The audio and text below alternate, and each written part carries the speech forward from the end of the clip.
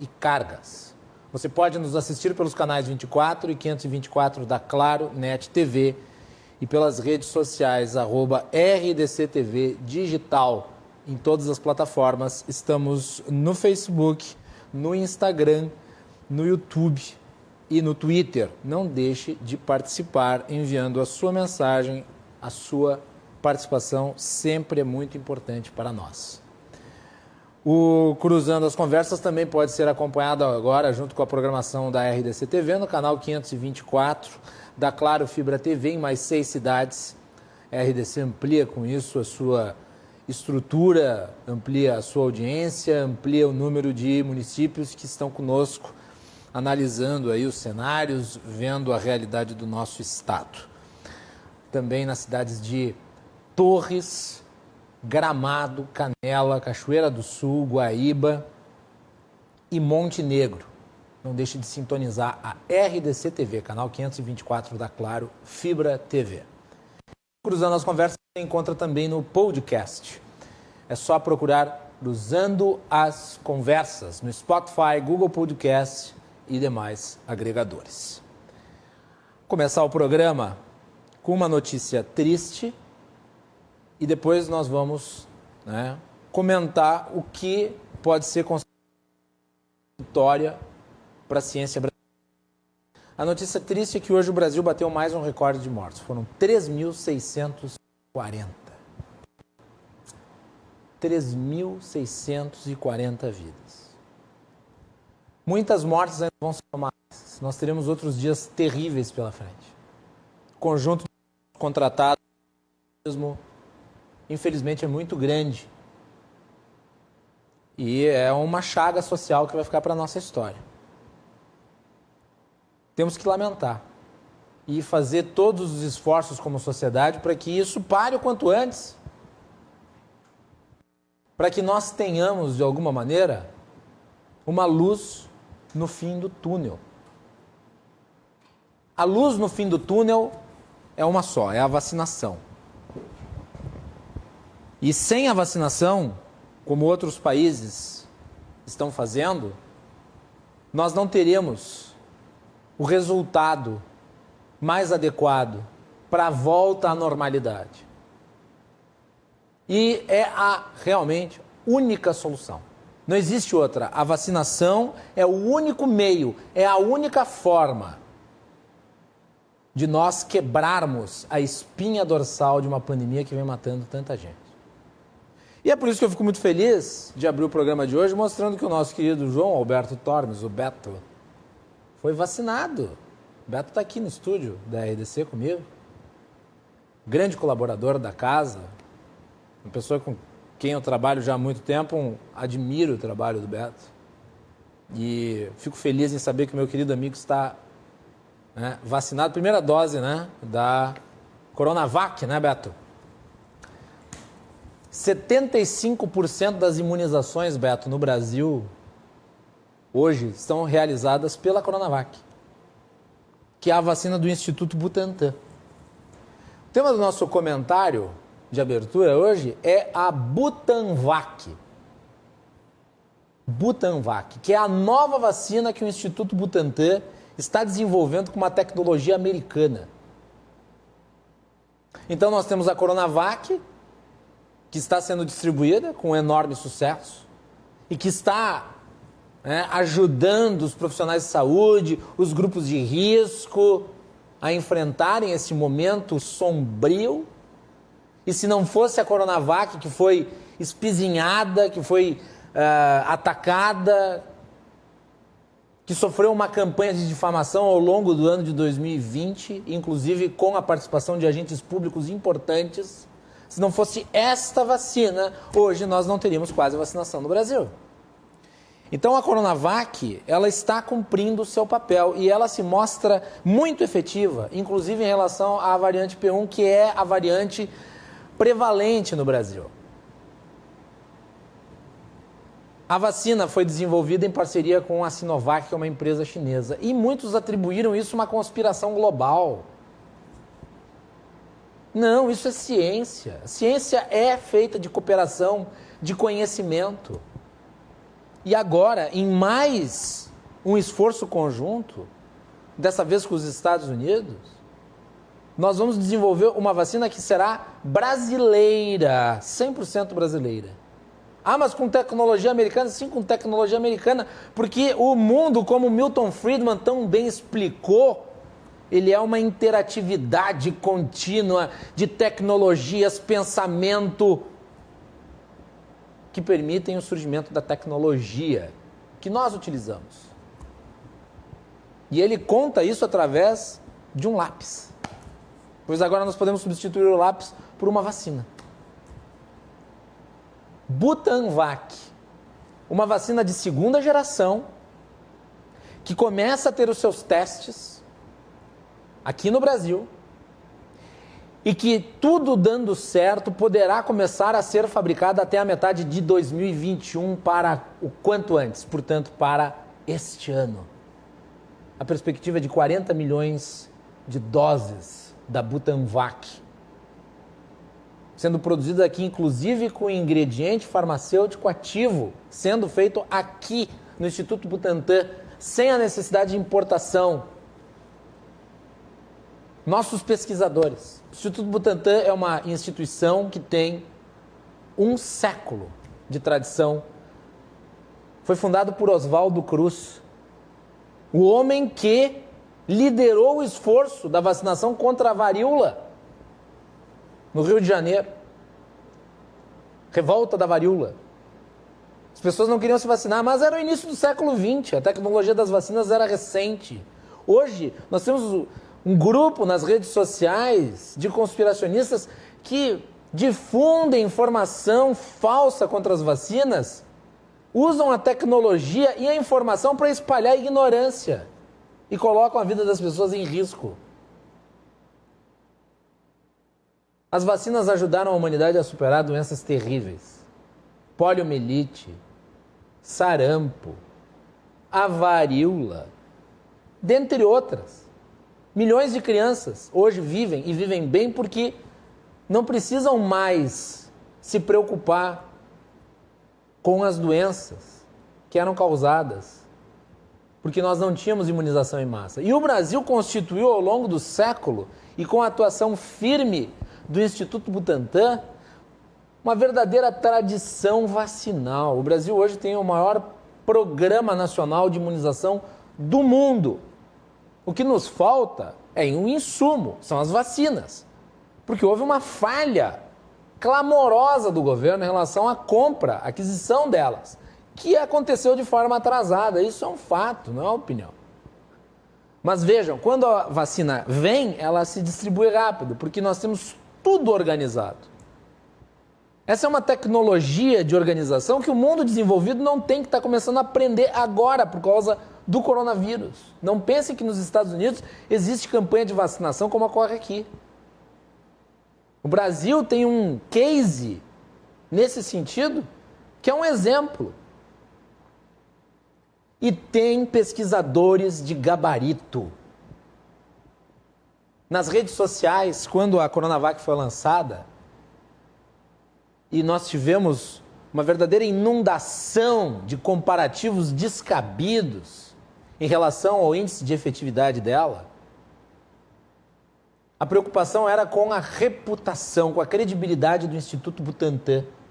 Quer dizer, o instituto que desenvolve junto com a Sinovac uma vacina que tem a utilidade da Coronavac em 1 ano e que está produzindo uma vacina de segunda geração que tem a tecnologia para atacar a variante que hoje assombra o país e que se tornou prevalente, é um farol na ciência, é um farol no conhecimento. Tem que ser celebrado. Hoje é um dia de glória para a ciência brasileira. E vejam, Beto e telespectadores, não é apenas a vacina. O Butantan também está desenvolvendo um soro. Um soro que se constituirá, caso seja efetivo, em um tratamento, daí sim tratamento, porque vacinação não é tratamento, vacinação é imunização. E hoje, a não ser o Remdesivir e corticoides muito específicos que são aplicados em pacientes que estão em estado grave, não existe tratamento para a Covid-19. Lamento dizer, não existe.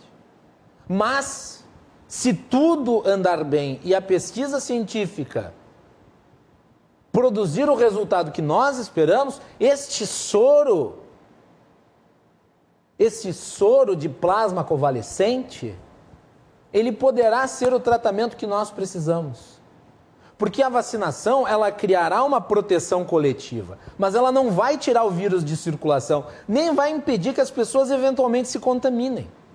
O que ela fará é desafogar os terríveis indicadores de contaminação que agravam e levam as pessoas ao setor hospitalar.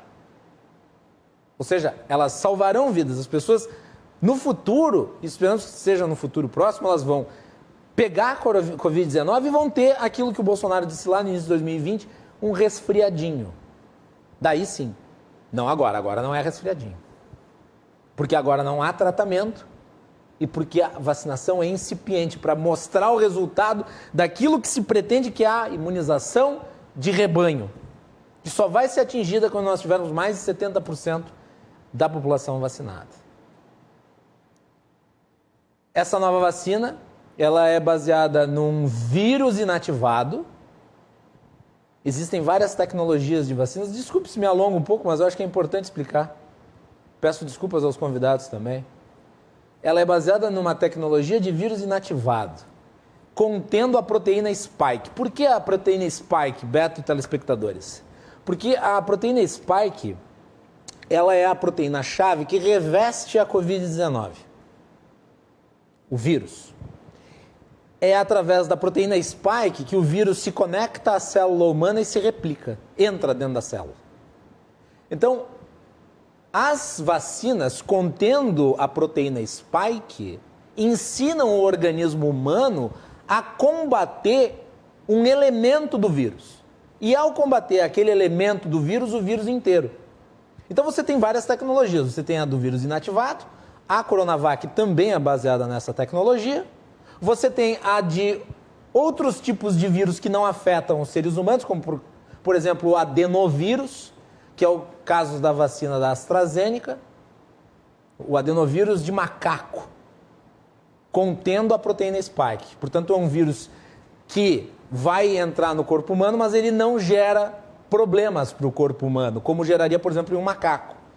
E você tem as vacinas, que são as novas, uma tecnologia inovadora, as de RNA mensageiro, como a da Pfizer, a da Moderna e a da Johnson & Johnson, em que você tem o RNA transportando a informação da proteína spike para que o ser humano, através do seu sistema imunológico, possa identificá-la e quando o vírus entrar no corpo, revestido com a proteína spike, haja uma resposta imunológica imediata. Porque o que acontece agora, quando nós não temos essa informação no corpo? O vírus entra, ele se replica em alta velocidade, o corpo humano demora para compreender o que está acontecendo e quando ele consegue alcançar o entendimento em nível biológico para lançar a resposta imunológica, o vírus já contaminou o organismo de uma forma que não há resposta possível.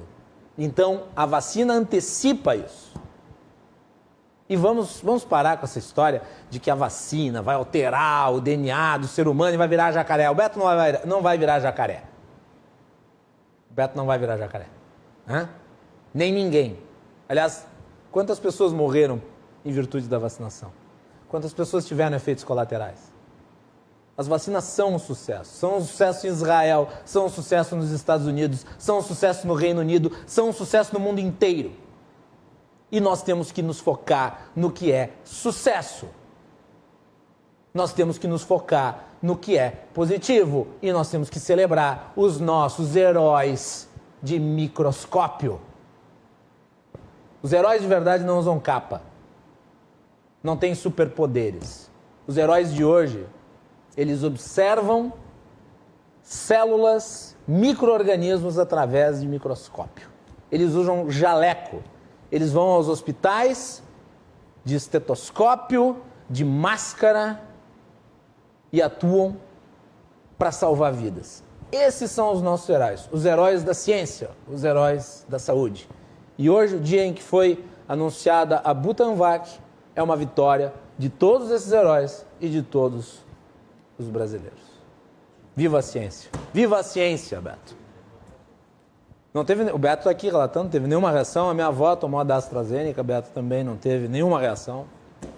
E, aliás, chegou-se a falar, né, chegou-se a suspender a vacinação da AstraZeneca em alguns países da Europa pela questão dos eventuais efeitos colaterais relativos à embolia. Mas acontece que você precisa provar que o fato se deu em virtude da vacinação. Foi um caso de uma mulher que teve lá, né, que tinha tomado a vacina e ela teve o problema e acabou falecendo, dentre milhões que já tomaram a vacina da AstraZeneca, que é uma vacina que confere uma enorme proteção, né, inclusive em relação à variante P1. Então tá aí, espero que tenha ficado claro. Espero que a vacina da Butanvac caminhe corretamente, seja aprovada, seja produzida, seja usada, e espero que o plasma convalescente, que está sendo desenvolvido pelo Instituto, também tenha este mesmo resultado. Isso será preservação de vidas. Beto, quer pegar? Pega aqui. Tá aí. Beto Tormes, imunizado, coisa boa. Tudo bem. Vamos aos nossos convidados de hoje. Nós vamos falar sobre privatização da Corsan. O governador Eduardo Leite anunciou semana passada a intenção de privatizar esta estatal, que é uma estatal importante aqui do estado do Rio Grande do Sul. Nós tivemos, na oportunidade em que o governador anunciou a participação aqui no nosso programa, do deputado estadual Sérgio Turra, ele é autor da PEC que possibilita a não necessidade de realização de plebiscito para a privatização, e nós continuamos analisando isso. E hoje nós vamos discutir a questão se a privatização é o melhor caminho para a Corsan. Eu tenho posição editorial minha, eu não represento ninguém, eu não falo em nome da emissora, eu falo só em meu nome. A emissora é que me confia esse espaço para falar. Meu posicionamento é a favor da privatização, mas nós vamos ouvir posições a favor e contrária à privatização da Corsan. E eu convidei no programa de hoje o advogado especialista em direito público, concessões e parcerias público-privadas, Matheus Klein. Matheus, seja muito bem-vindo ao Cruzando as Conversas. Boa noite. Boa noite, Guilherme. Tudo bem? Boa noite aos telespectadores, aos demais convidados da mesa. E vamos aí iniciar, então, esse debate sobre esse tema tão importante com relação ao nosso Estado. Muito bem. Quem também participa da edição de hoje do nosso programa é Regis Albino Marques Gomes, vice-presidente de Finanças e Patrimônio da Assigra. Tudo bem, Regis? Como é que está? Boa noite. Boa noite, Guilherme. Obrigado pelo convite. Um prazer para nós da Associação Comercial e Industrial de Serviços de Gravataí estar presente nesse debate importante, nesse momento que vivemos no Estado. E também Eduardo Barbosa Carvalho, que é diretor consultivo do Senge RS. Como é que vai, Eduardo? Tudo bem? Boa noite. Tudo bem, boa noite. É um prazer participar do programa e vamos assim já aproveitar a tua introdução excelente que fizeste com relação às questões da vacina, trazem um dos pontos e do cerne principal desse nosso debate hoje, que é a questão de saúde, né, associada ao saneamento. Então é um prazer estar conversando e poder trazer algumas informações e opiniões acerca do assunto. Muito bem, obrigado, Eduardo, pelas palavras. E vamos direto aí para o que interessa em relação à Corsan. A Corsan é uma empresa que atende a maior parte dos municípios gaúchos e que pertence ao Estado.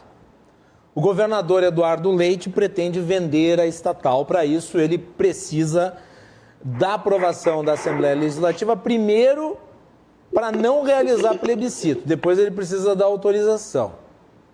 A ideia é capitalizar a empresa e a argumentação do governador, que na época da campanha eleitoral havia se manifestado contra a privatização, é que ele mudou o seu discurso, mudou o seu pensamento, porque nós tivemos a aprovação do novo marco do saneamento em nível federal. E este novo marco do saneamento tornou a estatal Corsan, segundo o governador, da forma como ela se encontra, numa empresa inviável e, portanto, ele resolveu e decidiu que optaria pela sua venda. O governo do estado ficaria apenas com 30% das ações e o resto venderia, não seria mais acionista, não seria mais o detentor da empresa, ele seria um acionista e não um acionista majoritário. Portanto, privatização da Corsan. Como é que vocês veem isso? Como é que vocês avaliam a venda dessa estatal? Eu vou começar pelo Matheus Klein. Matheus. Então, quando a gente trata assim de novo marco de saneamento, a gente tem que contextualizar assim, que, na verdade, é uma atualização. O marco de saneamento já existe desde 2007, mas no ano de 2020 houve uma atualização desse regulamento que trouxe novas metas para a universalização do serviço, como, por exemplo, 99% para atendimento e tratamento na questão da água e 90% na questão do tratamento do esgoto. A Corsan é uma empresa da década de 60 e que até 2007 o seu foco principal era na questão do tratamento e distribuição de água. E hoje a empresa tem um nível altíssimo nesse quesito, que é mais de 95%. Contudo, na questão do esgoto, ela ainda deixa muito a desejar, porque ela só entrou neste mercado a partir mesmo foi de 2007. E hoje, por exemplo, o nível de tratamento de esgoto da Corsan é de cerca de 18%, segundo os dados que foram divulgados. Se a gente for comparar esse dado com o próprio estado do Rio Grande do Sul, o estado do Rio Grande do Sul tem cerca de 32% de esgoto tratado e no Brasil essa média chega a 54% e no estado de São Paulo essa média é superior a 90%. Então, 32%, peraí, assim, Matheus, desculpe lhe interromper. O Rio Grande do Sul tem só 32% de esgoto tratado. Porque 50 e poucos por cento, 53%, 54% já é baixo. 30 e poucos, o Rio Grande do Sul é um estado que tem um IDH proporcional ao restante do Brasil muito mais alto.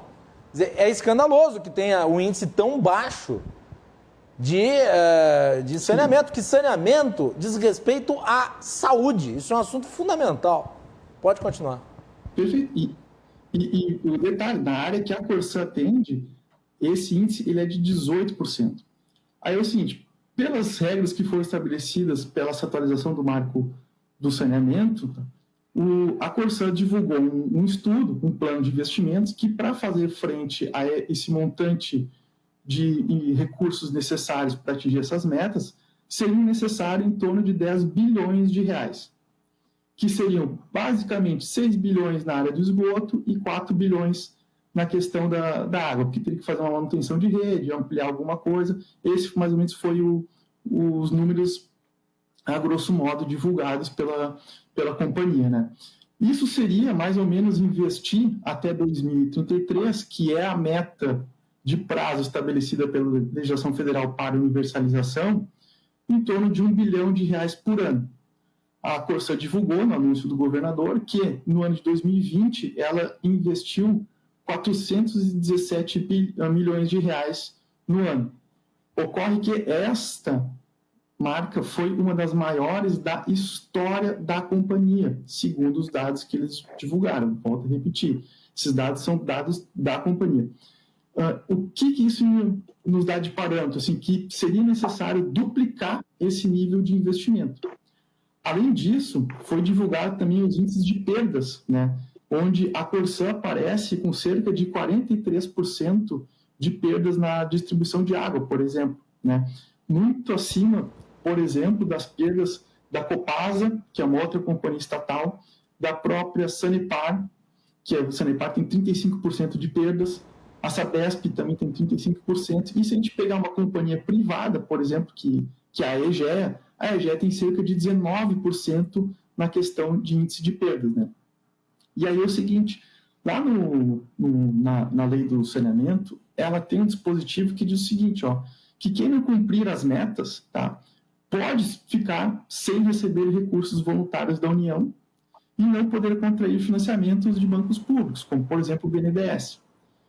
E o Ministério do Desenvolvimento Regional publicou uma portaria recente, que é de 22 de março, onde indicou quais são os índices máximos de perdas. E, para o ano de 2022, o índice máximo de perda aceitável vai ser de 39%.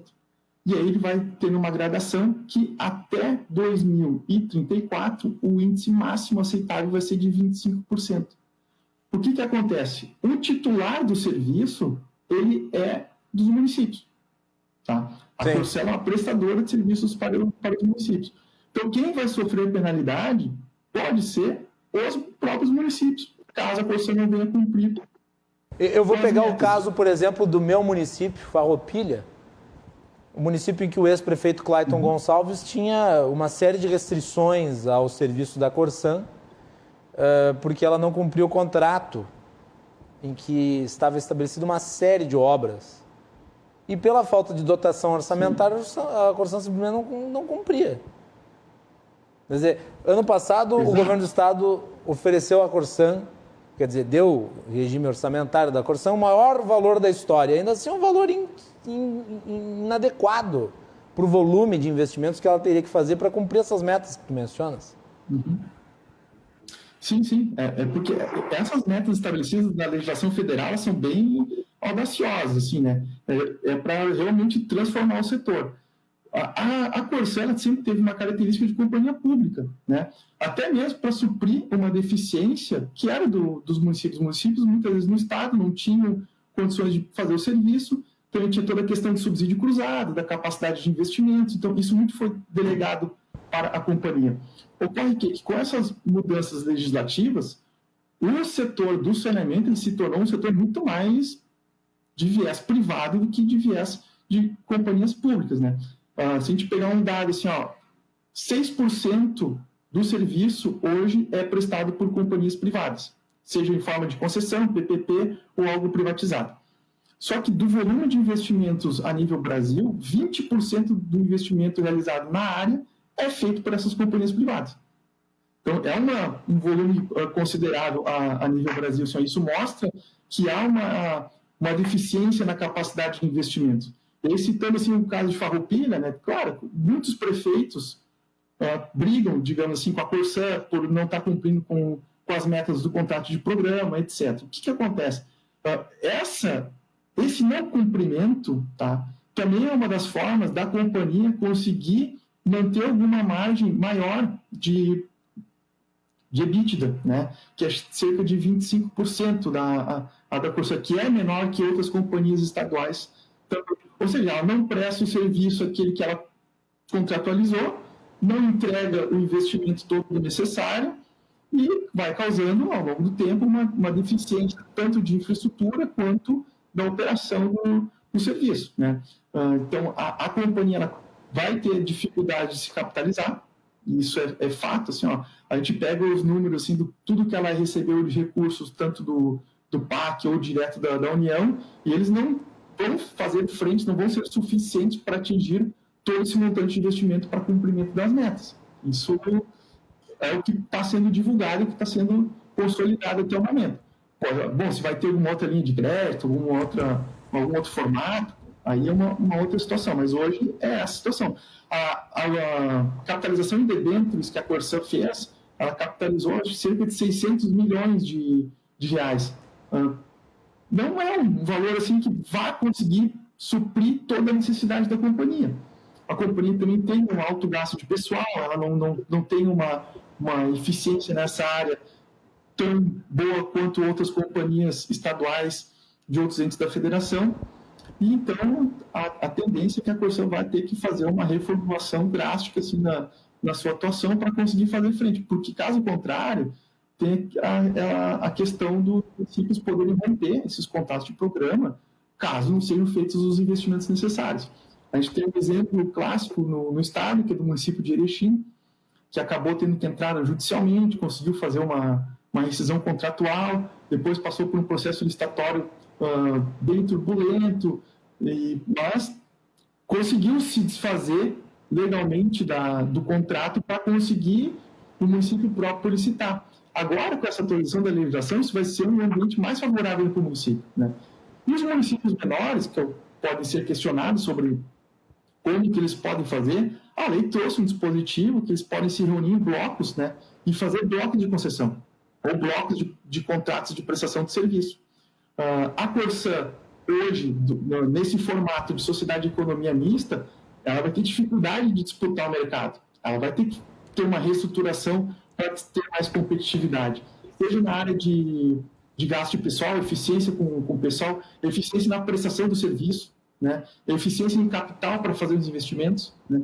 Então, é uma série de itens assim que a companhia vai ter que se reestruturar para conseguir fazer frente a esses investimentos. O que o governador fez? Ele recebeu uma análise, né? E a análise que foi concluída por um grupo foi do seguinte sentido: olha, hoje, para a companhia não ter o seu valor esvaziado, uma alternativa é fazer a venda acionária e o Estado passar a ser minoritário, né, nessa sociedade de economia mista. Ou seja, o Estado não abre mão de todas as suas ações, mas permite que o privado venha, assuma a gestão e faça esse ingresso nesse mercado mais competitivo, né? Isso é a tendência.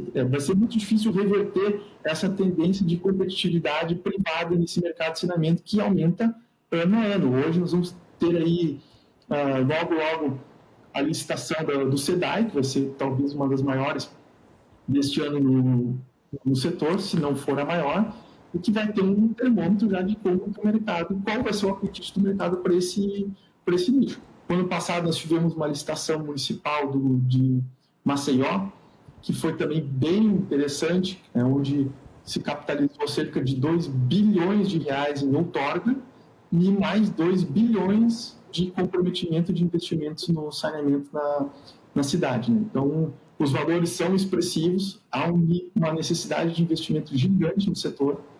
Estima-se que a nível Brasil sejam necessários quase 700 bilhões de reais para fazer frente às metas de universalização. São, na verdade, mais de 800 bilhões, Matheus. 846... É mais do que 700. Então, tu imagina para fazer frente a esse volume de investimentos a nível Brasil, o poder público ele não tem todo esse fôlego financeiro para fazer sozinho. Ele vai ter que atrair o capital privado para conseguir fazer frente a essas metas. Muito bem. Eduardo Barbosa Carvalho, o CENG é a favor ou é contra a privatização? Ou há uma posição ainda não estabelecida? Há uma divisão? Que eu sei que o CENG às vezes não tem uns posicionamentos assim, que às vezes não é exatamente o posicionamento do CENG, às vezes um é a favor, outro é contra. Qual que é a tua avaliação? Vamos lá. O CENG está muito atento a essa situação e o CENG tem buscado conhecer melhor, né, e ter mais informações. A Klein trouxe muitas questões importantes, né? A grande maioria delas foram apresentadas pelo governador Leite como pressupostos de um cenário, né? E a partir desse cenário a opção tomada pela abertura de capital com o controle acionário sendo transferido à iniciativa privada. Eu aproveito a tua introdução, a introdução do programa, que falava em saúde, e esse aspecto de saúde é um aspecto fundamental. Até o Cláudio comentava, só me veio agora a licitação do SEDAI e da Casal, elas ambas foram híbridas. Por entenderem, e as modelagens do BNDES, por entenderem ser uma questão de Estado, de diretriz de Estado, as questões de saúde, as questões das águas, as questões ambientais, as modelagens desses dois estados estão sendo que a companhia estatal continua com a parte de captação, adução e tratamento e é concedido à iniciativa privada a distribuição e a implantação do sistema de esgoto. Então, olha aí já alguns exemplos onde o poder público entende e o próprio BNDES ser uma questão muito estratégica e que não deve ser só considerada as questões empresariais do ponto de vista de lucro. É um negócio, ou é uma pauta muito mais complexa do que isso. é uma pauta que envolve saúde, é uma pauta que envolve características de abrangência social, é uma pauta que abrange questões ambientais e também uma gestão empresarial que vise resultados capazes de reinvestir no próprio saneamento. Então, o SENGE tem trabalhado e buscado informações no sentido de, inclusive, obteve junto à Corsan, e é inegável que há que se ter aporte de capital privado. Isso é inegável. As capacidades das empresas que atuam hoje, todas elas no Brasil, dada a necessidade dos prazos, e o Klein falava bem, a Corsan só passou a ser instada a ser a empresa que atua em esgoto só a partir de 2007. Portanto, esses índices um pouco abaixo, porque, em média, alguns contratos iniciaram em 2011, e a empresa já tem dentro do seu plano algo que traz o capital privado como parceiro para somar capacidades de investimentos que... Mas, Eduardo, deixa eu lhe perguntar, falou um pouco abaixo, 30% só de serviços de saneamento. Sim, mas nas cidades, me parece muito abaixo. Me parece... Pois não, mas nas cidades... Pois não. Nas cidades onde ela opera há mais tempo, nós temos índices de 60% a 70%. A média, porque a grande maioria dos contratos iniciou a partir de 2007, a média é 18%. Mas se nós pegarmos aqueles municípios anteriores a isso, Canoas, Santa Maria e outros municípios, a Corsan tem mais de 60%. E eu quero dizer que no planejamento dela tem e já está em andamento ao prazo da iniciativa privada, que são as parcerias público-privadas. Elas vão ter uma capitalização e um investimento de 2 bilhões para a região metropolitana. Este projeto que o governador apresentou, a partir de premissas que, no nosso entendimento, elas têm que ser melhor verificadas, né? O Klein comentava comprometimento de pessoal. Ora, o comprometimento de pessoal apresentado pelo governador é Corsan com o seu pessoal próprio, e as outras empresas têm um alto grau de terceirização. É óbvio que as demais empresas vão ter um comprometimento menor e pessoal próprio. O indicador correto nesse caso... Mais uma pergunta, Eduardo. Próprio mais terceirizado. Pois não. Mas daí, em virtude disso, desse ponto que o senhor traz, a questão da terceirização, outras empresas podendo terceirizar e a Corsan não. O fato dela ser estatal não a ingessa? Não a ingessa? Não? Tanto é ver que essas empresas foram comparadas, são empresas estatais. Elas têm mercado acionário, elas têm um controle acionário público, elas têm, olha só, a Sabesp, a maior empresa de saneamento da América Latina, ela é de controle público. Ela tem essa visão, é só uma questão de gestão, se eu quero terceirizar mais ou menos. Eu não quis dizer se a terceirização seria melhor ou pior. Eu só disse que houve uma distorção quando se diz que o comprometimento de pessoal da Corsan é 37 e da Copasa é 14, é porque na Copasa eles não consideraram os funcionários terceirizados. Isso é uma questão para ver. O próprio EBITDA, a Corsan também atua na capital. Todas as demais empresas têm a capital. Olha só uma questão que é tênue, mas é muito importante. Uma ligação de água, um ponto de água na Corsan tem, em média, 1,2 clientes. Pegas uma capital como Porto Alegre, ou como Belo Horizonte, ou como São Paulo, isso vai para cada ponto de água 5 clientes. Portanto, há uma receita associada àquele investimento e àquela operação muito maior. Logicamente, os resultados são maiores. Então, também tem que se conhecer o fato de que a Corsan não opera capital. Mas vamos lá. Os pressupostos do governador foram pressupostos de que a Corsan não tem capacidade. Ora, ainda nem foi definido pelo marco legal quais os critérios para comprovar a capacidade. Ponto 1. Ponto 2. O prazo de 2033, muito bem falado, ele é lá do Plano Nacional de Saneamento, que dava 23 anos para a universalização. Estamos muito surpresos que o marco editado agora, em 2020, mantém a data de 2033. Logicamente, logo vai ser expandido para 2040. Não é factível por qualquer empresa fazer isso, tanto pela capacidade de investimento, muito mais ainda pelas intervenções que tem nas cidades. Mas onde eu quero chegar? A solução do governador, e que isso é que nós estamos avaliando com o pessoal da Corsan, é de que ela é para capitalizar 1 bilhão e vender as ações do controle acionário. Ora, os outros 3 bilhões, que certamente serão auferidos, me parece que há uma dúvida, talvez vão para o caixa, não esperar questões do Estado. E a Corsã tem um planejamento que é justamente para universalização do esgoto, onde a parceria privada tem a efetiva atuação e a efetivo gasto e investimento no esgoto, que são as parcerias público-privadas. Chama a atenção, e o pessoal nos falou, estão prontos estudos do BNDES para parcerias público-privadas para mais 41 municípios, que somados aos 9 da região metropolitana, são 50 municípios que representam praticamente 2/3 da população atendida pela Corsã. Então, se eu tenho planejamento, e esse investimento da PPP dos 41 remonta a cerca de 4 bilhões. Ora, eu tenho 4 bilhões talvez auferidos pela abertura de capital pretendida, mas desses talvez só um seja para capitalizar para a empresa, para investimento, e os outros 3 para o Estado. Se eu optar pela PPP, eu tenho os 4 bilhões com certeza sendo investidos para o saneamento e para a universalização. Porque o foco maior e as metas de universalização, muito bem o Klein falou, a Corsã de água, a Corsã foi criada dentro de uma lógica da década de 60 para implantar água, e isso está muito bem. Tem uma situação ou outra pontual, alguns bairros, nós temos muitas ligações irregulares, muitas vezes acabam afetando os consumos, né, reduzindo pressões, isso tudo é uma questão que tem que ser avaliada. Porém, a Corsã tem essa capacidade.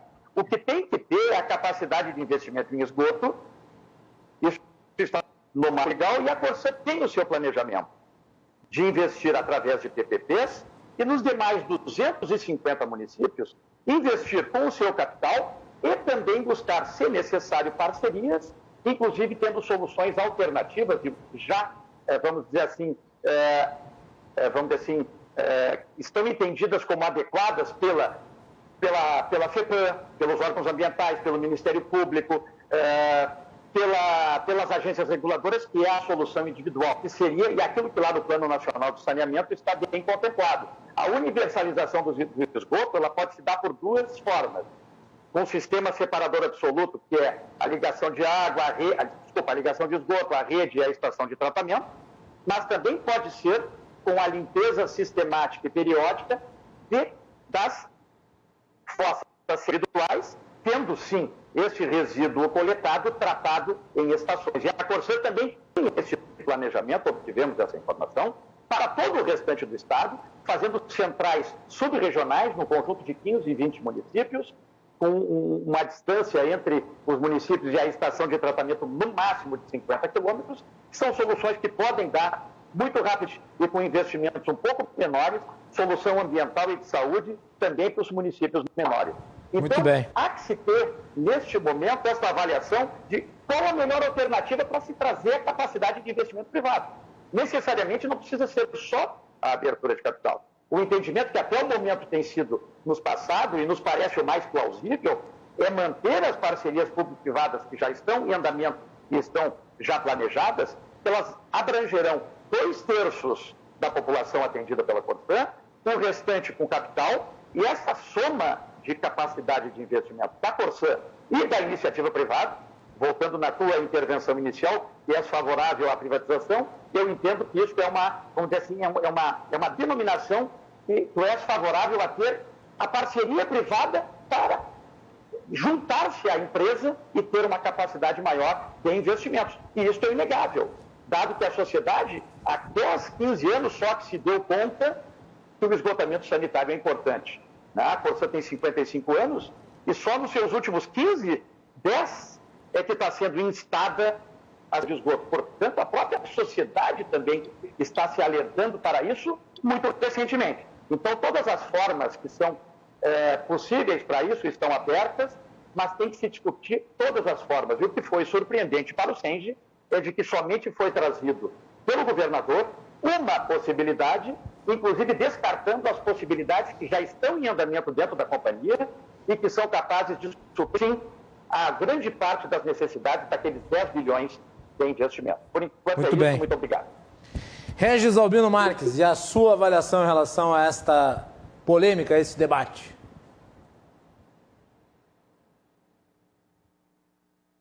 Tem que habilitar o som, Regis. Talvez tenhas desabilitado o teu som. Isso, desculpa. Vai lá. Eu estava ouvindo aqui, não quis atrapalhar. Primeiramente, Guilherme, uma saudação muito especial aí a esse programa Cruzando as Conversas, a possibilidade da Associação Comercial e Industrial de Serviços presente aqui, mas mais contribuindo no sentido de Gravataí, da nossa cidade, né? Fazer uma saudação ao Eduardo Carvalho, diretor consultivo aí do SEM-GRS. São pessoas especialistas na área, né? E como Associação Comercial e Industrial de Serviços, vamos dar nossa participação. Gostaria de também fazer aqui uma saudação para a nossa Ana Cristina Pereira, que preside a SIGRA, entidade essa fundada em 1928, já temos 90 de história, aqui em Gravataí, com cerca de 800 anos, prestando muitos serviços para os empresários e a comunidade aí. E fomos convidados, então, a fazer parte desse debate, né? Um debate novo, né? O governador Eduardo Leite apresentou a possibilidade de privatização, embora na própria campanha ele falava em não privatizar a Corsã, mas em função do marco de saneamento e de tantas questões aí apresentadas por ele, pretende agora privatizar. Nós aqui em Gravataí, uma cidade, quarto PIB do estado, cidade em população, os nossos 463 quilômetros quadrados, aí fizemos parte do universo aí de 317, me parece, municípios que a Corsã atende. E claro que aqui nós em Gravataí a gente tem esse grande problema de falta de água já há muitos anos, né? É assunto de muito debate dentro da cidade. Nosso prefeito Marco Alba tentou negociar aí com a Corsã a possibilidade de municipalizar ou privatizar a água aqui em Gravataí. Então é um tema muito discutido na cidade. Recentemente, com a PPP que foi feita para os municípios da região, os 9 municípios da região metropolitana, foi um tema de muito debate, né? Foi falado há pouco, mas recentemente que a Corsã tem se dedicado, né, ao tratamento de esgotos. Enfim, o nosso prefeito atual, Luiz Afalon, que, por coincidência, foi presidente da Corsã, né, no governo da Ieda Cruzes. Então, tem um conhecimento, esteve até no início deste mês, agora de março, reunido com a diretoria da Corsã, né, com algumas reivindicações importantes para o nosso município, colocando questões assim, que são muito fundamentais para nós, que é um reservatório bem maior, aqui com 3 milhões de litros, para a Morada do Vale, que nessa PPP já é uma obra até licitada, e já tem até vencedor para se fazer, que resolveria grande parte dos nossos problemas. Também colocou a importância de uma nova adutora na ETA de Cachoeirinha, né? O município que faz divisa com a gente aqui, com um aumento, com um reservatório para Vista Alegre, que é um bairro nosso aqui que fica próximo à Morada do Vale, pedindo também uma nova adutora, né? Para a ETA de Gravataí, que atende o bairro Ciprestes, né? Uma obra que ainda não foi licitada, e também uma rede que faça a interligação entre essa do bairro Ciprestes e a Vista Alegre, que resolveria grande parte dos problemas que a gente tem com a comunidade, principalmente na Morada do Vale.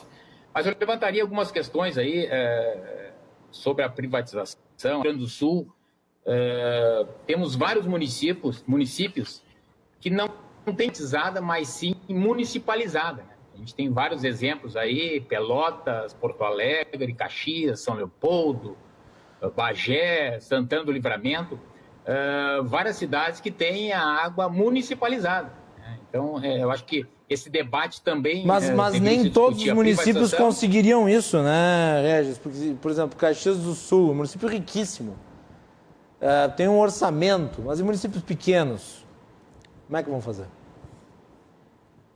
Essa é uma grande discussão. Eu acho que foi até colocado pelo seu Matheus, e o próprio Eduardo colocou, né, de fazer um consórcio de alguns municípios. Que a gente também tem um outro exemplo, né, que a gente pode discutir. Eu acho que é um debate amplo. Uruguaiana foi a primeira cidade a privatizar a água.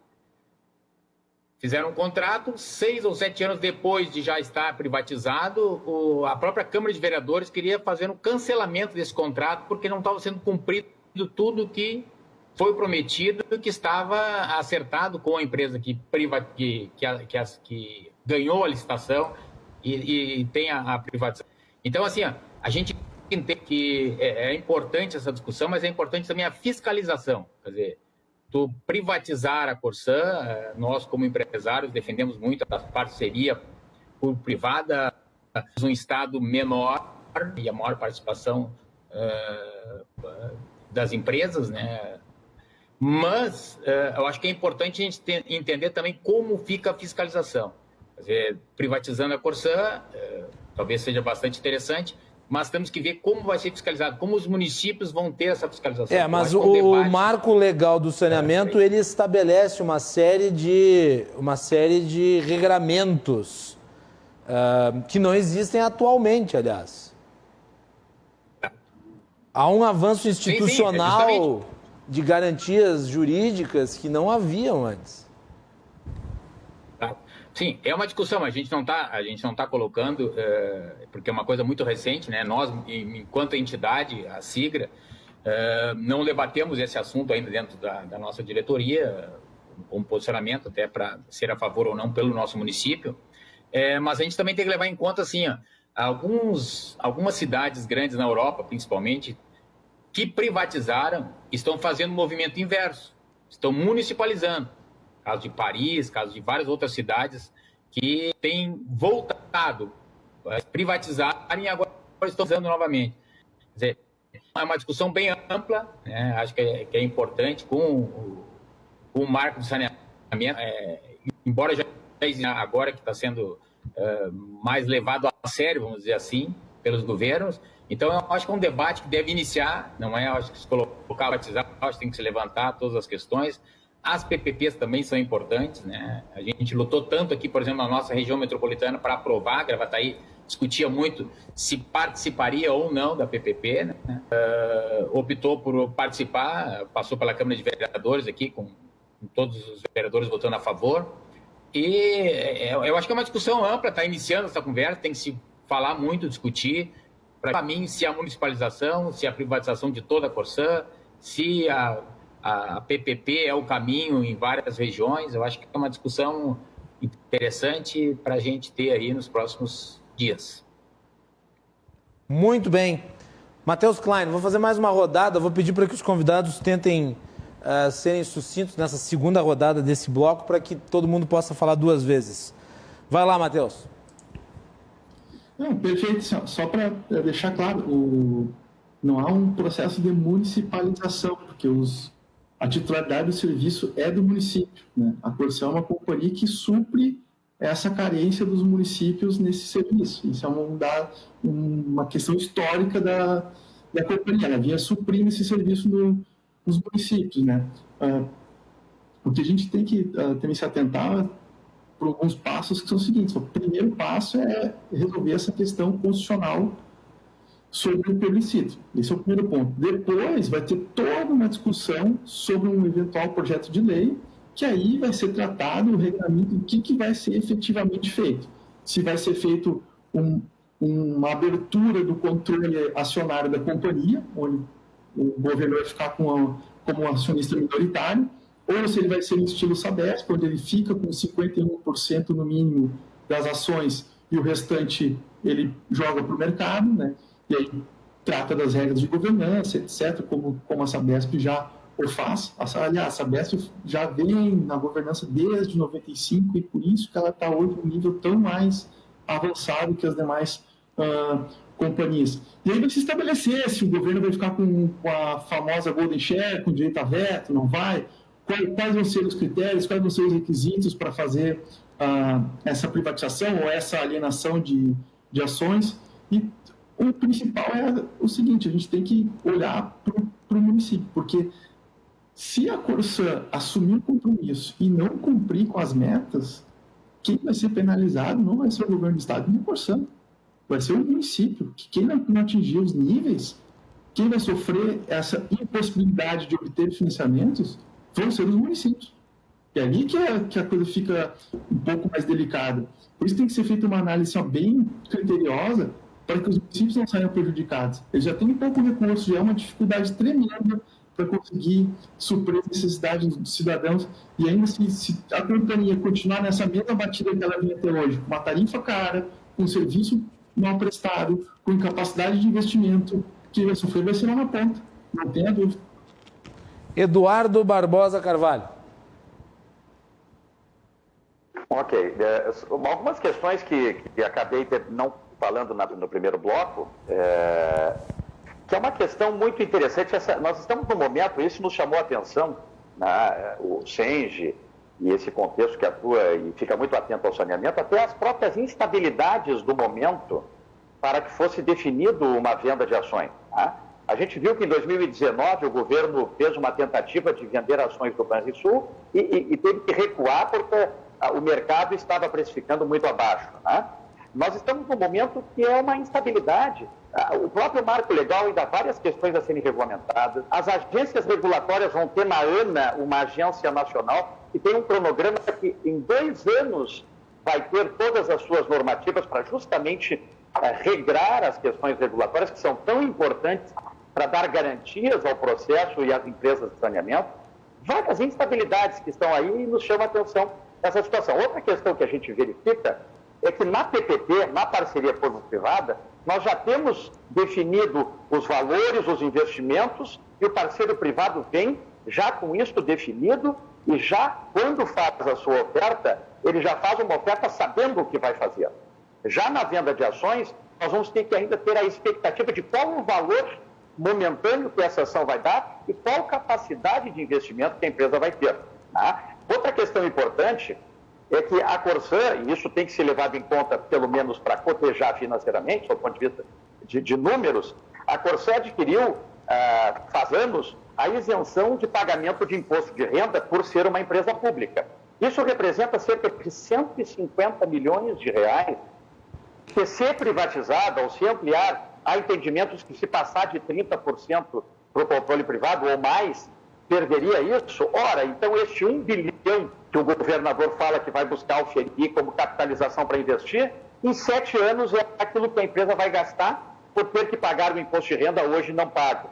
Outra questão importante é que a empresa, ao longo desses anos, né, a gente teve os dados, ela teve uma melhoria de qualidade de seus processos muito grandes, tecnologia, automação, tem ISO 9001 em água, ou seja, mais de 50% da população que é atendida pela Corsã hoje é atendida com estações de tratamento com certificado de qualidade. Ou seja, tem uma série de questões que têm que ser conhecidas da empresa e que têm que ser trazidas dentro desse contexto, e repito, um contexto que inegavelmente tem a necessidade da parceria privada.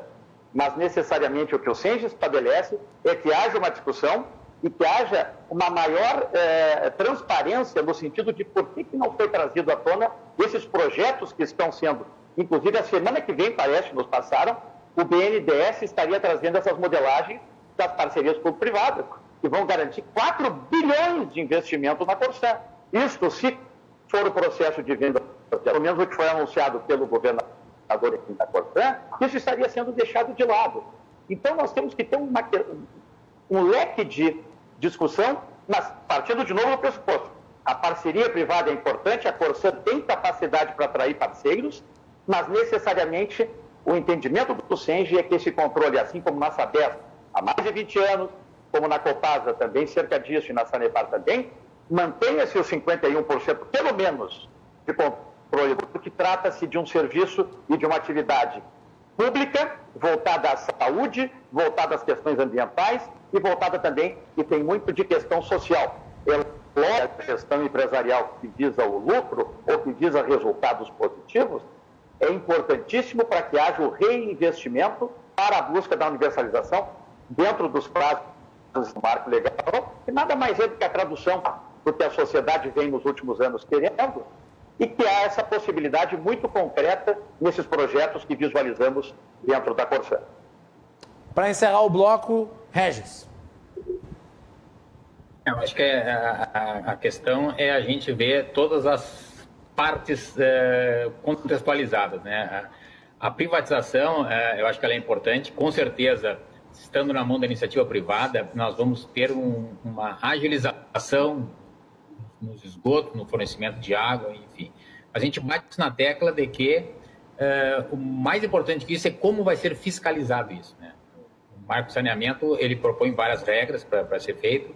A Corsã, tendo esses benefícios que ela tem, se ela vai ter condições ou não de cumprir tudo que é determinado, é uma questão, e talvez pela PPP se consiga, mas o importante, assim, se discutiu tanto, né, as PPPs e está para acontecer, né, as empresas vencedoras estão aí, é uma questão também, né, privatizando, como é que fica, se ficaria a Corsã com um percentual, quer dizer, eu acho que é uma discussão ainda muito ampla, está iniciando, né, não temos como ter um posicionamento, assim, de pronto, se realmente a privatização vai ser o essencial. Acho que é importante se discutir, ouvir todas as partes, entender bem como vai funcionar isso, e a gente vai estar aí discutindo e colaborando no que for possível.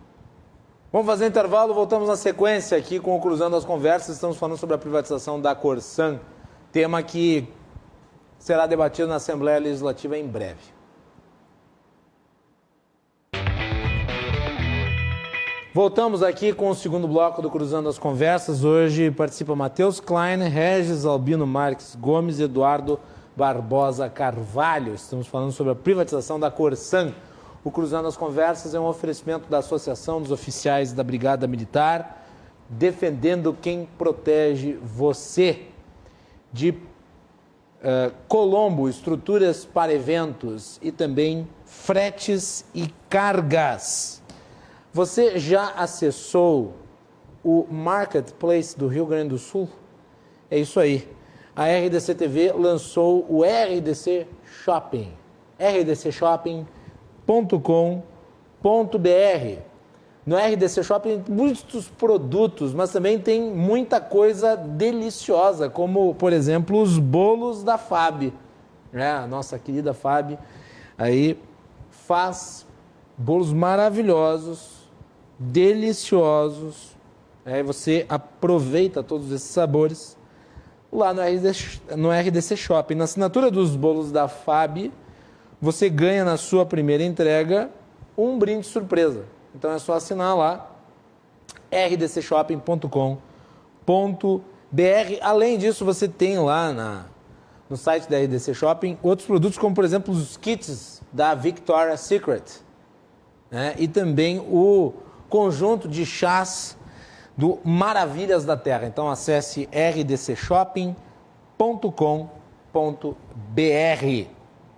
Muito bem, vamos voltar aqui para falar sobre privatização da Corsã. Eu vou fazer uma pergunta pro Eduardo, abrindo com ele esse segundo bloco. Eduardo, vamos voltar aqui. Tu tinha falado antes que uma parte dos contratos haviam sido firmados com a Corsã recentemente. Mas mesmo assim o desafio permanece. São as metas do novo marco do saneamento. E é importante dizer, o novo marco do saneamento ele não estabelece privatização como a base para o alcançar desta meta. Estabelece uma série de medidas, de ações que permitem à iniciativa privada participar e não esmiscuem o setor público. Isso está muito claro no novo marco do saneamento. Mas o desafio é de 90% de tratamento de esgoto, 99% de água tratada até 2033.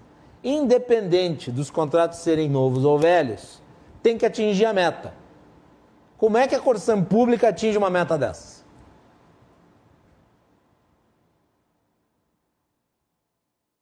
Tem que habilitar o som. Desculpa. Tá, agora está habilitado. Não vai lá. Está habilitado? Agora está. Vai. Tá. Ok. Essa questão que eu coloquei só dos contratos mais recentes é para só, de alguma forma, contextualizar esse percentual que parece de atendimento por parte da Corsã nos municípios. Tá? Agora, o que a gente está olhando é para frente. Nós estamos olhando para frente uma forma de universalizar o esgoto. E foi o que eu comentei, né? Na realidade, há que se ter agilidade e capacidade. Uma questão que eu me esqueci de comentar nos blocos anteriores é que um dos pressupostos do governador de transferir o controle acionário para a iniciativa privada era também, deu a entender, de que sairia das amarras de controle e das amarras, inclusive, de processos de aquisição e de contratação por parte de uma empresa estatal. Ora, talvez ele desconheça a própria Sabesp, a própria Sanepar, que estão aí no mercado acionário há 20 anos, porque em 2016 houve a edição da Lei 13.303 para as estatais, que as retirou a necessidade de utilizar a Lei 8.666 e tem um regime de aquisições, um regime, vamos dizer assim, de processos licitatórios, etc., muito mais ágil, contratações completas, regime de contratação. Então, tem uma série de possibilidades. Tanto é verdade que as empresas Sabesp e Sanepar, só deixando essas duas, continuam tendo um capital de 49% de ações, vão muito bem obrigados nesse mercado, seus acionistas estão muito satisfeitos e não falam que vamos dizer assim, uma burocracia ou uma lentidão nessas questões que me pareceu que o governador comentou. Ora, como que a Corsã nos passa para o Senge as suas possibilidades? Passa que é uma empresa que vem há quase 20 anos tendo resultados positivos, passa que teve, inclusive, aferido, né, a sua capacidade nessas instituições que fazem lá os ratings para depois mercado, níveis excelentes, portanto, ela tem uma boa capacidade de atrair e uma boa capacidade de dar credibilidade a parceiros, e no entendimento que nos passa e que o Senge, vamos dizer assim, apoia, é que esta capacidade se dê para atrair os investimentos certos em saneamento que se dão pelas PPPs. E os investimentos em água necessários, e o colega de Gravataí muito bem cita, muitos deles já estão, a ligação entre reservatórios, né, no centro da cidade com Cachoeirinha, é um sistema integrado, né? Isso é outra questão que tem que ser levada em conta. Não houve ainda a definição dos blocos. Esses sistemas integrados, a Corsã, por exemplo, ali na Serra, para abastecer Gramado, ela capta água em São Francisco de Paula, trata em Canela e distribui em Gramado. Ora, esse complexo, esse arcabouço regionalizado, a própria marca de saneamento já coloca que isto seria do Estado, que poderia ter essa ação. Então, há uma possibilidade muito concreta de que a Corsã tenha essa capacidade, e ela tem, para buscar e atrair parceiros, na grande maioria dos investimentos que são necessários, a realização, de esgoto. Porque em água são situações pontuais. O colega de Gravataí citou muito bem, a gente tem lá em Gravataí algumas situações que acontecem por vezes em alguns locais, que são muitas ligações irregulares, e que por vezes assim, mascaram índices de perdas que na realidade não são. Na realidade são águas consumidas, só que não medidas e não cobradas. Né? Então já é uma questão muito ampla, e a Corsã tem nos mostrado, e por isso o Senge defende, que a melhor forma é a continuação do processo de gestão, a melhoria dos seus processos cada vez mais, e aplicar a sua capacidade de atrair parceiros em parcerias público-privadas, quer com a solução tradicional, que é a solução de redes de esgoto e estações de tratamento, quer também, se necessário, parceiros para esse negócio e para essa atividade da solução das fossas sépticas junto com essas centrais subregionais. Há o entendimento que tem agilidade, a lei atual das estatais permite, não há nenhum entrave burocrático, é só ter vontade e interesse em fazer que essas questões ocorram. E este é um meio muito seguro, porque, repito, é o único meio que garante que o aporte de capital privado ser 100% utilizado em saneamento. Outra questão importante para finalizar, pelo menos nesse ponto, não sei se vamos ter mais tempo, é que também as parcerias privadas, elas têm, vamos dizer assim, fomentado a parceria com empresas de engenharia e empresas de serviço nacionais, locais. Sabe-se lá quais empresas trariam um investidor privado internacional? Né? Será que trariam empresas que poderiam, ou trariam outras? Então, também tem que se ter essa questão, né, que o próprio governador comenta, né, de movimentar empregos, etc. Mas sabe-se lá se serão, a gente sabe de muitas empresas, às vezes nacionais, que trazem pessoas de outros estados, né?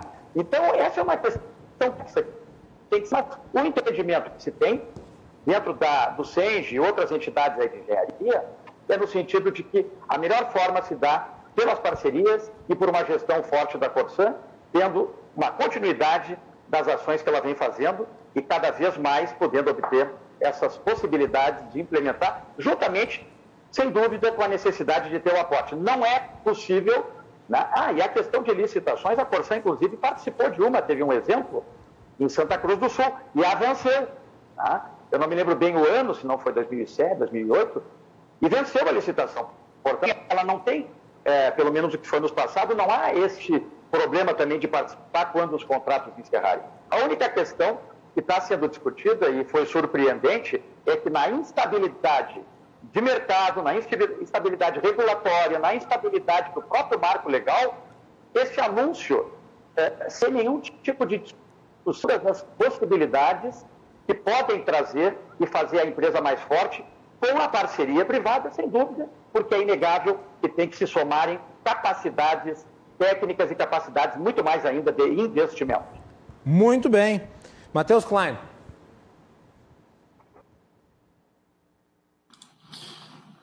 Então, queria continuar um pouco na linha que o Eduardo estava colocando. Fica muito claro, desculpe me interromper, Matheus, mas fica muito claro que o Senja, na verdade, não é contra a participação do setor privado. Só tem a posição de que o Estado continue controlando a Corsã, né, Eduardo? É isso, quer dizer?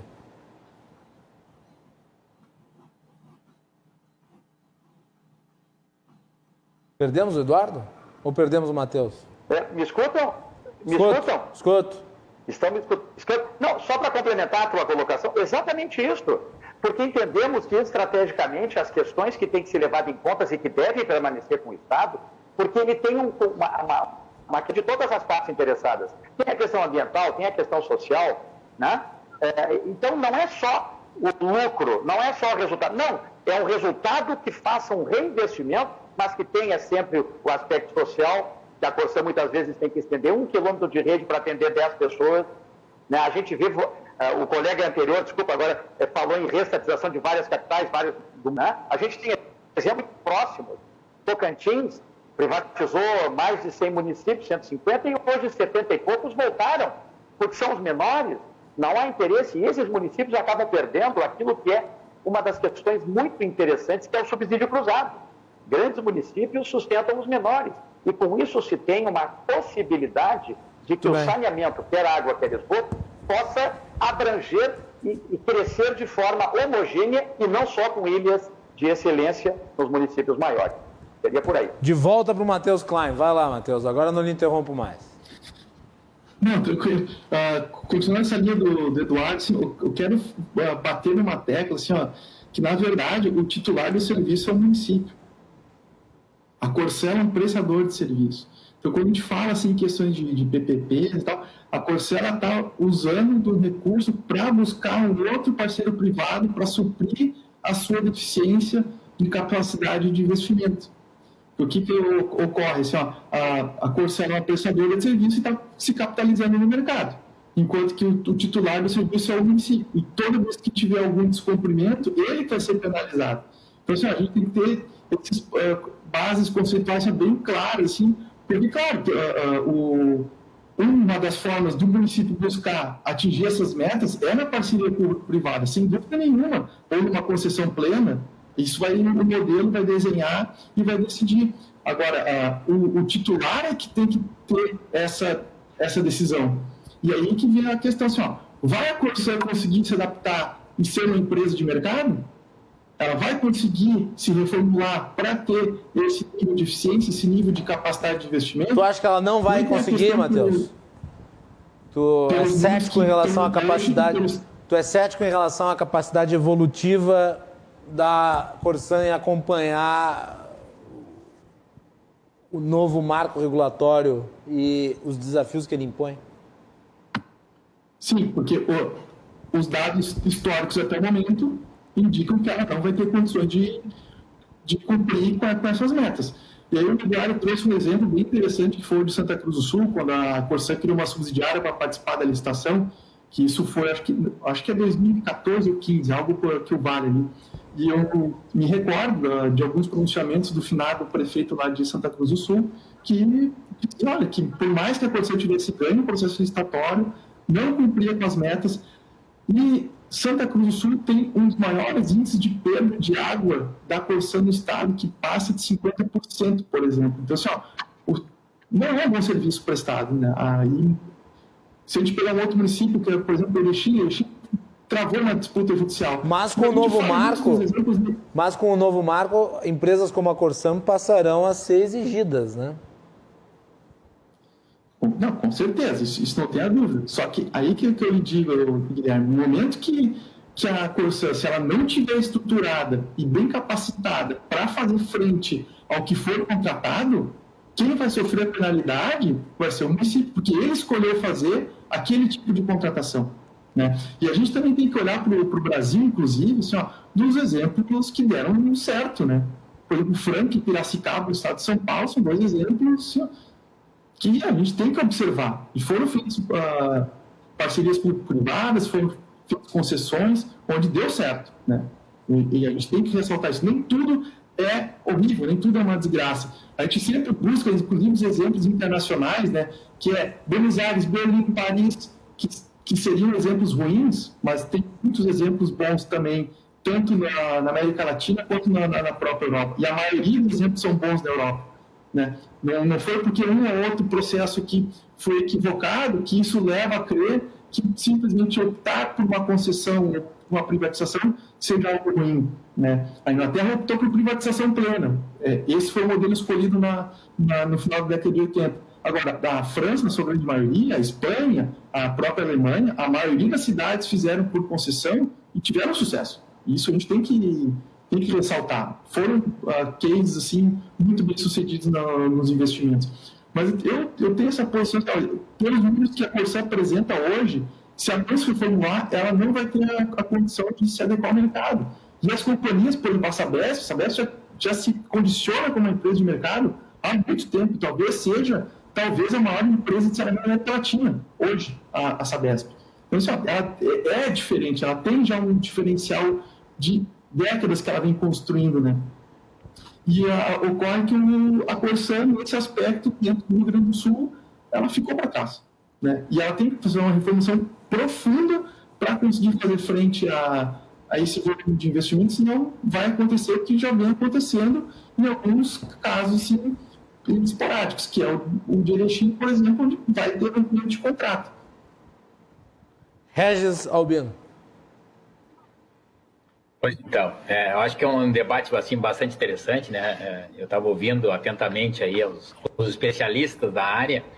Eu acho que a gente tem que ver os exemplos que acontecem, né? Foi colocado aí na Europa, teve privatizações que deram certo, outras que não deram certo, retornaram para o município. Aqui no Rio Grande do Sul, como eu falei antes, a gente teve Uruguaiana, né, em 2011, me parece que foi o primeiro município a privatizar, e alguns anos depois azedou a relação entre a empresa e a prefeitura municipal, fizeram cancelar esses contratos.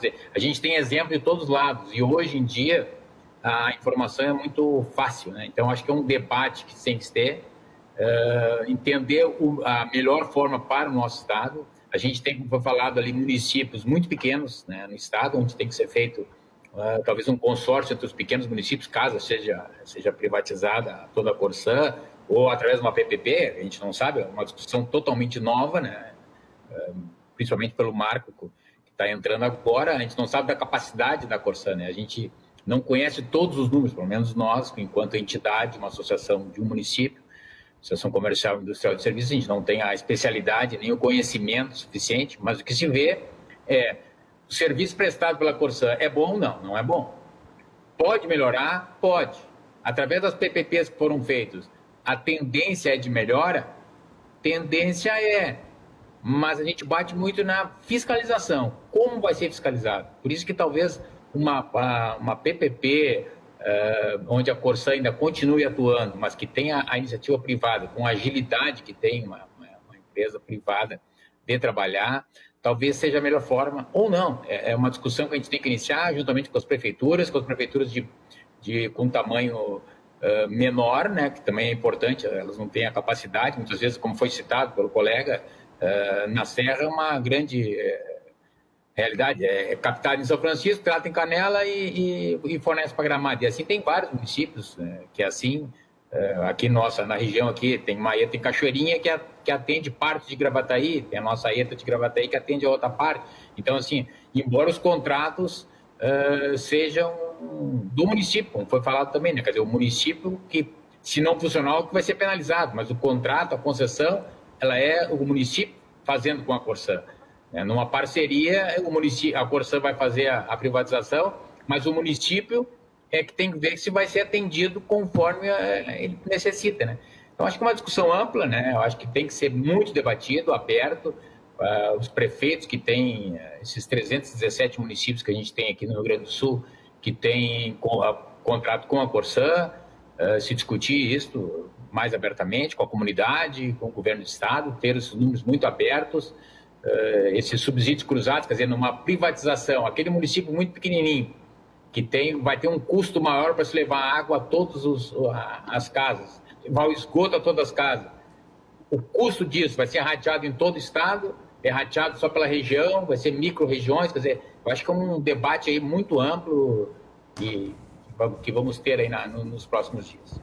Muito bem, senhores, vamos para as manifestações finais. Acho que foi um debate construtivo, foi importante entender aí o posicionamento também do SING em relação à Corsã, e eu acho que é uma posição absolutamente relevante. Eu acho que as preocupações aí levantadas pelo Regis também, apesar de eu me filiar, ressalto a corrente privatizante por ser um liberal, eu acredito que o Estado tem um papel importante na questão da regulação, no estabelecimento de regimes jurídicos que sejam obviamente respeitados, e também a questão da fiscalização, porque afinal de contas é um serviço público essencial.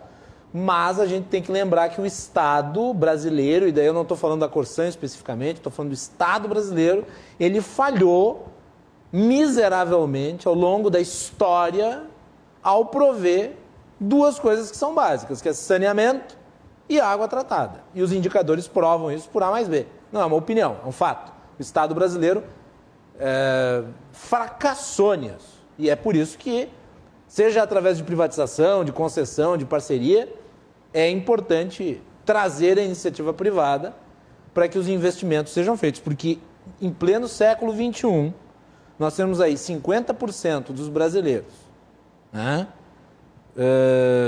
vivendo em condições onde você não tem esgoto tratado. Isso é um problema social, de saúde, que é escandaloso. O Estado do Rio Grande do Sul, com 30% de esgoto tratado, é um crime ambiental, social, sob muitos aspectos. E é um crime cometido pela incapacidade do Estado em resolver o problema. Então, na discussão do marco regulatório em relação ao saneamento, eu critiquei muito aqui a esquerda brasileira, que votou contra, porque demoniza o capital privado, porque acha que isso é vender a água e o esgoto dos brasileiros, e parece que prefere deixar os brasileiros pobres no esgoto, vivendo em péssimas condições, a permitir a modernização dos serviços. Novamente, seja por parceria público-privada, seja por concessão, seja por privatização, que são regimes completamente distintos, cada um com as suas características. Mas me parece inegável o fracasso do Estado no modelo atual. O modelo atual é um modelo fracassado. Temos que modernizá-lo, e a discussão foi em cima disso. Então, eu gostaria de agradecer muito as participações aqui. Vou dar 1 minuto para cada um se despedir. Eu vou começar pelo Regis Albino. Regis, muito obrigado aí, parabéns pelo trabalho. Nós que agradecemos, em nome da Associação Comercial e Industrial de Serviços de Gravataí, pela possibilidade de estarmos aqui. Talvez não fôssemos, não somos especialistas no assunto, estamos aqui com 2 especialistas, mas a gente está aqui para contribuir, para colaborar, trazer a nossa posição como empresários de Gravataí, e tomara a Deus que a gente tenha sabedoria para se ver o melhor caminho para a Corsã, para o saneamento do nosso estado. Muito bem. Eduardo Barbosa Carvalho, muito obrigado aí, e estamos à disposição do SING no programa. Ok, em nome dos sindicatos de engenheiros, eu quero agradecer a possibilidade de ter participado, de ter enriquecido o conhecimento com os outros 2 e também com as tuas colocações. E queremos dizer que a nossa posição é exatamente de discussão, de trazer novas formas. Tu colocas muito bem que houve um fracasso, mas eu acrescento mais, não é do Estado, é um fracasso do Estado como um todo, como sociedade. Porque tu sabes que essas questões de esgoto, que tem esse que eu trouxe da Corsã, são questões que estão sendo discutidas muito mais recentemente. Esse modelo da Corsã criado lá na década de 60, que foi muito eficaz para as questões de água, e foi, né, como todas, agora tem que ser justamente flexibilizado e modernizado, e o SENGE apoia essas situações de ser uma questão híbrida, mas não necessariamente a abertura de capital com o controle passando para a iniciativa privada. Não, o controle tem que continuar com o Estado por ser uma questão social, ambiental, de saúde, mas que também tem a possibilidade de atrair capital privado em parcerias para que possam conjuntamente fazer com que os nossos números ruins possam ser cada vez melhores e sermos um país, mesmo atrasados, né? E aí pego as suas palavras iniciais com relação à vacina, as quais estamos também muito atrasados em relação ao mundo, também estamos atrasados em relação às questões de esgotamento sanitário, e isso não é uma questão única e exclusivamente do Estado nem das empresas, é uma questão da sociedade que acabou se atentando para isso muito mais recentemente, porque as necessidades anteriores eram de água e gradativamente foram sendo transformadas as necessidades de esgoto, a sociedade passou a entender que isso é questão ambiental, saúde, etc., mas é uma questão que agora temos que correr atrás do prejuízo e somar esforços públicos e privados e dessa forma garantirmos a saúde e as questões de preservação ambiental do nosso Estado e do nosso país. Então, muito obrigado, o SENGE fica à disposição para participar em outras oportunidades, se assim entenderem pertinente. Com certeza. Obrigado, Eduardo. E, por fim, Matheus Klein, muito obrigado também pela participação aqui no nosso programa. Tuas considerações finais. Não, obrigado, agradeço aí a oportunidade de a gente participar desse debate, porque é no debate que a gente vai conseguir confrontar alguns temas, alguns pontos, e isso sempre vai nos levar sempre um patamar mais elevado e conseguir construir um modelo que seja mais adequado para a gente sair dessa situação de fracasso, como tu disseste, na questão dos índices de saneamento, e que a gente consiga criar um modelo que atinja a finalidade que é prestar um bom serviço, que é a universalização para a população, e dizer que estamos aqui à disposição, eu como advogado atuante na área e como integrante da Comissão de Infraestrutura da Federação, a gente está à disposição aqui para sempre que for possível participar dos debates, enriquecer e conseguir construir um modelo melhor. Muito obrigado. Muito bem, tá aí então. Tivemos Matheus Klein, Regis Albino Marques Gomes e Eduardo Barbosa Carvalho, falando aqui sobre esse tema que eu considero um tema muito importante, que nós abordamos já em oportunidades anteriores e que voltaremos a abordar no Cruzando as Conversas, que é o tema relativo ao saneamento básico, ao papel da Corsã, a tudo isso que diz respeito às vidas dos gaúchos, afinal de contas. E eu quero mandar um abraço para o Vinícius Spindler, que ajudou aqui o programa na montagem deste debate qualificadíssimo. Então, obrigado, Vinícius, pelo apoio, pela parceria. Vamos fazer um intervalo e, na volta, o aniversário de 249 anos de Porto Alegre.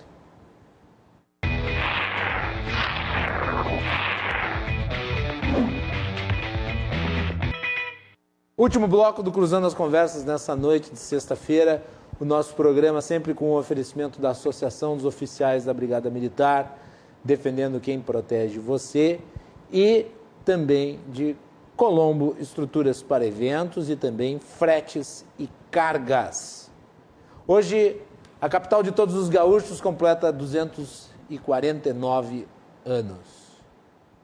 Então, uma data especial, precede a metade de meio século, aliás, a metade de meio milênio. Então, é um número quase cabalístico, né? Ano que vem, 250 anos.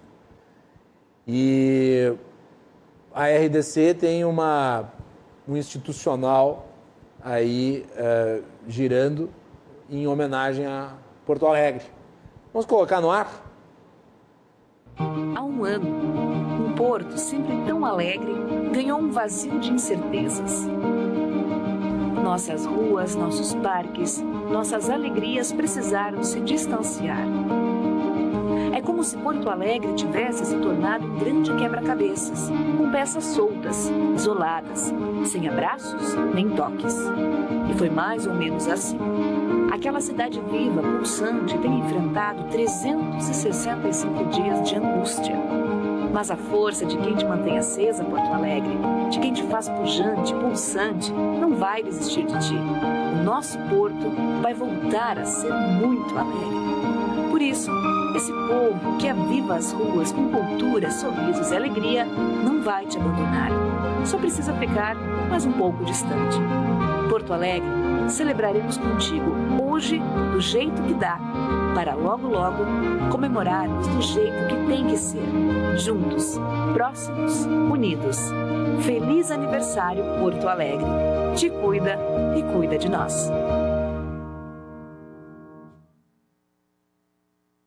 Aí então, feliz aniversário Porto Alegre, feliz aniversário a todos os porto-alegrenses que aqui habitam e, por isso, feliz aniversário a todos os gaúchos que amam essa cidade.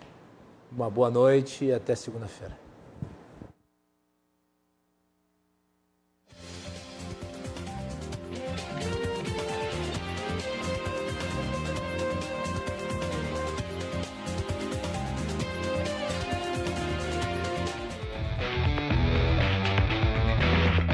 Cruzando as Conversas. Oferecimento. Associação dos Oficiais da Brigada Militar.